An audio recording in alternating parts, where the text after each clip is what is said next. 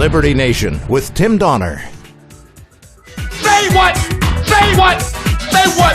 One more time. We kick things off with our signature segment, Say What, where we roll out a virtual assembly line of wacky, astonishing, damnable, and ultimately revealing things uttered by politicians and the shattering class. When the Democratic Party cleared their primary field to all but anoint Joe Biden as their presidential nominee in 2020, it was supposedly to offer up a moderate candidate who would not scare the bejesus out of the American people like most of the rest of the candidates calling for all manner of left-wing policies.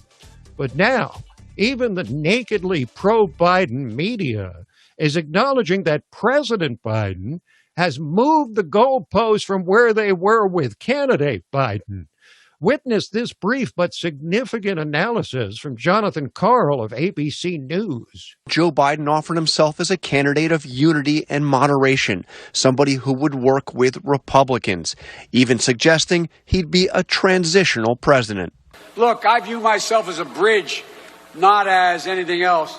Nearly 3 months in, President Biden has blazed a different path, aiming to be a transformational president, acting to erase his predecessor's legacy and using his narrow Democratic majority to ram through the biggest expansion of government since LBJ.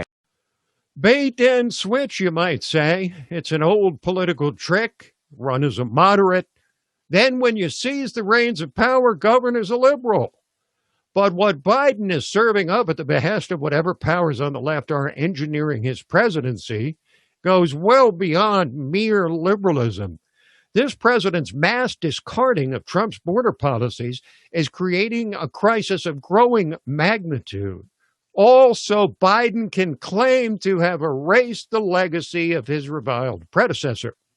But while the media's been all but shut out from covering what's going on at the border, members of Congress, like Congressman Jim Jordan, cannot be silenced. Press wasn't allowed in, even when Secretary Mayorkas went down this past week. So Joe Biden won't go down, the president won't go to the border, the vice president won't go to the border, press aren't allowed in. And the reason that the press aren't allowed in is because they don't want the American people to know what's going on. One pod that we looked at, there were supposed to be 33 kids in this area. There were 527. That's what the conditions are like. And the other thing, and I think this is key, if the press were allowed in, the Border Patrol agents would tell them exactly what they told us, namely that the reason for this is because of the policy that Joe Biden has now adopted, which is we're not going to keep people in Mexico. The policy that President Trump had, we're not going to keep people in Mexico while we evaluate to see if they can actually come into this country. That single policy is what's driving this huge volume. And if you want to hear a horror story of how this border crisis intersects with the ongoing pandemic, listen to another senator who visited the border, Tom Barrasso of Wyoming, describing one particular holding cell. And I watched them be tested for coronavirus. They had them in a courtyard. All of these young people, this is after they have been there. They're only allowed to be there for 3 days by law. You wouldn't want your own kids to be there for 3 minutes, but many are staying there for up to 10 days. They're being tested the day that they leave. We put them all in the courtyard. They do the instant test.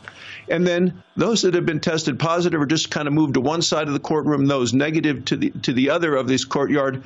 But I will tell you, they've all been exposed. And then they're sent all across the country. All for the sake of Joe Biden being able to say he's not going to continue anything started by Donald Trump.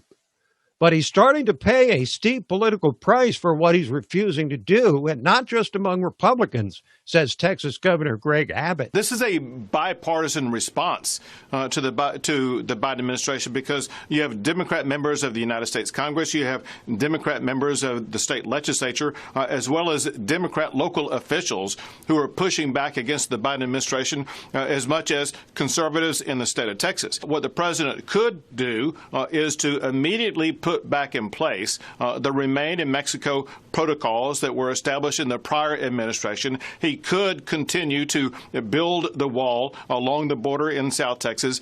He could send a stronger message. These people should not be coming here. Remember this, and that is one of the reasons why there are so many people coming here. Every single one of the Democrat candidates said if they are elected, they will have open borders and they will be giving things for free to anybody coming across the border.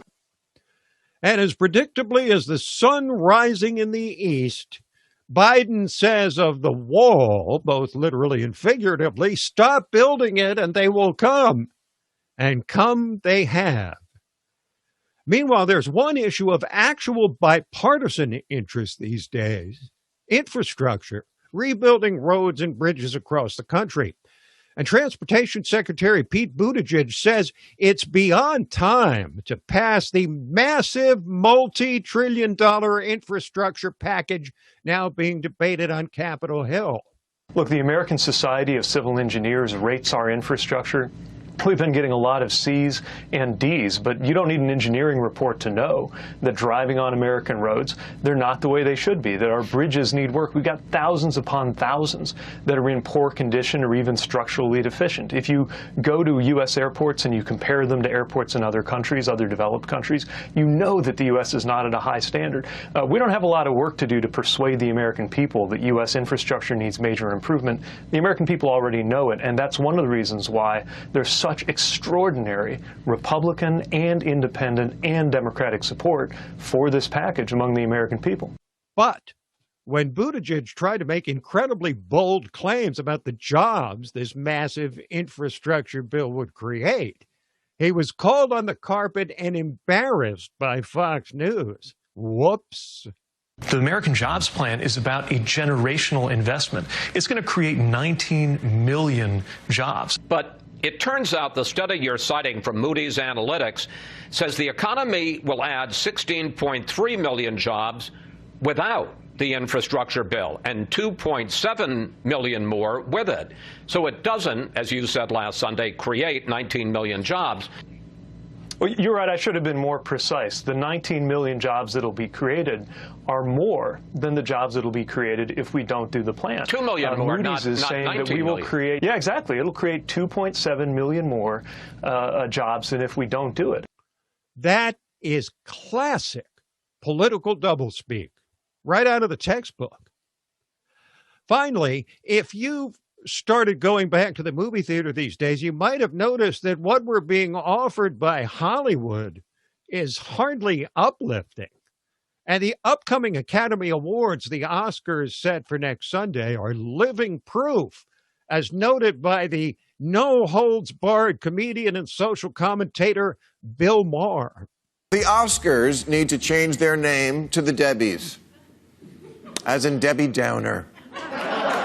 Because judging by this year's Best Picture nominees, you couldn't have a worse time at the movies if there was an active shooter in the theater.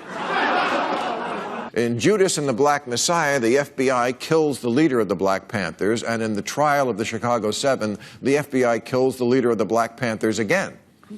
Sound of Metal is about a musician going deaf. The Father is about an octogenarian descending into dementia. And Minari is the story of dirt-poor Korean immigrants in Arkansas who put all their food in a barn, but then Grandma has a stroke and burns it down.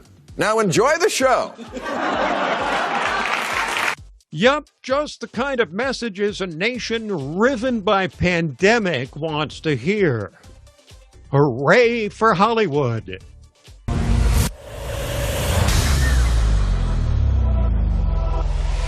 Hi, I'm Lisa K. Donner, along with Mark Angelides, Sarah Cowgill, Tim Donner, and Scott Cosenza, and this is Liberty Nation.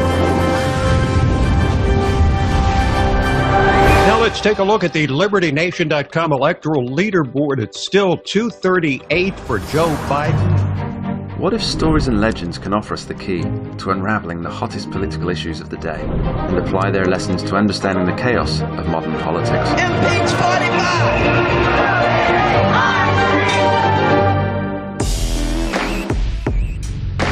Only where freedom of speech is honored can people who look, sound, or think differently be truly free. If you're discussing something that's difficult, the probability that you're not going to offend each other is zero. President-elect of the United States of America, Donald Trump.